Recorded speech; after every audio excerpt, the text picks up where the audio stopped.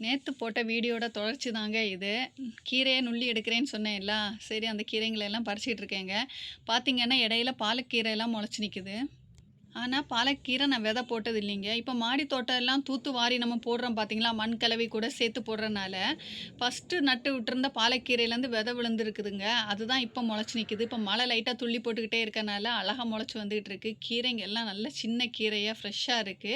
அது பார்க்கக்கூடிய டைமே நமக்கு தெரியும். எது நல்லா இல்லைங்கிறத அப்பமே பறிச்சு கீழ போட்டுக்கிட்டு, நல்லா இருக்கிற கீரைங்கள எல்லாம் பறிச்சு எடுத்துக்கிட்டு இருக்கேன். எங்க பார்த்தாலும் கீரை தாங்க. இது ஒரு சின்ன பாட்டுல முளைச்சு நிக்குது கீரைய பாருங்களேன். எல்லாம் கலவையாயிட்டு அப்படி முளைச்சு நிக்குதுங்க. இதுவும் கொஞ்சம் பெருசாயிருச்சு. பூவும் வச்சிருச்சு. சரி அந்த பூவ விட்டுக்கிட்டு சரி இலைய தொட்டு பார்த்தேன். முற்றி ஏதாவது போயிருச்சான்னு. நல்லா தான் இருந்துச்சு. சரின்னு சொல்லிட்டு அந்த கீரைங்க எலசா தான் இருந்துச்சு. அதனால அந்த கீரைங்கள எல்லாம் பறிச்சு எடுத்துக்கிட்டேன். பறிக்கக்கூடிய டைமே நான் திரிஞ்சும் பேக் சைடெல்லாம் பார்த்துக்கிட்டு தாங்க பறிச்சுக்கிட்டு இருக்கேன். ஏன்னா நல்லா இல்லன்னா அப்பவுமே கீழ போட்டுறலாம் அப்படின்ட்டு. அ ரொம்ப மண்ணாயிட்டு எதுவும் இல்லைங்க. ஏன்னா மழை பெஞ்சுக்கிட்டே விட்டு விட்டு லைட்டா துள்ளி போட்டுட்டு இருக்குல்ல, அதனால நல்லா கிளீனா இருக்கு கீரைங்க எல்லாம். அதனால எல்லாத்தையும் நுள்ளி அழகா பறிச்சு எடுத்துக்கிட்டேங்க. இந்த கீரைய பறிக்கக்கூடிய டைம் எனக்கு ஒண்ணு ஞாபகம் வந்துச்சுங்க. ஏன்னா, சில வீடியோலாம் பார்க்கக்கூடிய டைம் கிராமத்தில இந்த வயல் சைட்லலாம் போயிட்டு இந்த சின்ன சின்ன கீரைங்கள் எல்லாம் கலவை கீரையா பறிச்சுட்டு வருவாங்க. அ அது நம்ம மாடி தோட்டத்தில நம்ம பறிக்கிறோமேங்கிற நினைக்கக்கூடிய டைம் எனக்கு அது ஒரு கொஞ்சம் சந்தோஷமா இருந்துச்சு. இடையில பூ அ தா அல்லிப்பூ அல்லிப்பூவும் அழகா விரிஞ்சு நிக்குதுங்க. இதுவும் பொன்னாங்கண்ணி கீரைங்க. எங்க பார்த்தாலும் பார்க்க ஃப்ரெஷ்ஷா இருக்குது. சரி அதுக்கு கூட இதையும் பறிச்சு எடுத்துக்கலாம்னு சொல்லிட்டு அதையும் பறிச்சு எடுத்துக்கிட்றேன். 1 விழுந்தா போதுங்க. அப்படியே படர்ந்து போயிட்டே இருக்குது இலைங்க எல்லாம். இது வந்து சூரியகாந்திங்க. மேரிகோல்டுன்னு வந்துருச்சு. அது காஞ்சு போய் விதைக்கு ரெடி ஆயிட்டு இருக்குது. இது சொடக்கு தக்காளி. எங்க பார்த்தாலும் ஏதாவது ஒண்ணு யூஸ்ஃபுல்லானது தான் முளைச்சு நிக்குது.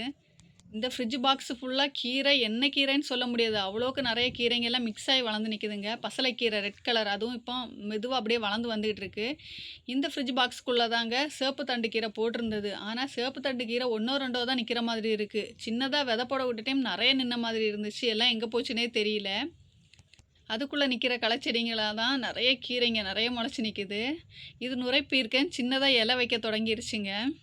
இந்த ஃப்ரிட்ஜ் பாக்ஸ்க்குள்ள தனியா மண் கலவை எதுவும் ரெடி பண்ணலைங்க. இப்ப நம்ம மாடி தோட்டத்தில நம்ம யூஸ் பண்ண மண்ணெல்லாம் இருக்கும் பார்த்தீங்களா, அந்த மண் கலவைய தான் எடுத்து போட்டு எல்லாத்தையும் மிக்ஸ் பண்ணி நட்டது. இப்ப பார்த்தீங்களா, முருங்கை செடியும் அழகா வந்துகிட்டு இருக்குதுங்க. இந்த அளவுக்கு ஒரு தட்டு நெறைய கீரைய பறிச்சுக்கிட்டேன். பறிக்கக்கூடிய டைம் பறிச்சு பார்க்கக்கூடிய டைம் ரொம்ப சந்தோஷமா இருந்துச்சு. ஃப்ரெஷ்ஷா எதுவுமே பூச்சி தாக்கல் எதுவுமே இல்லாம ஃப்ரெஷ்ஷா இருக்குதுங்க.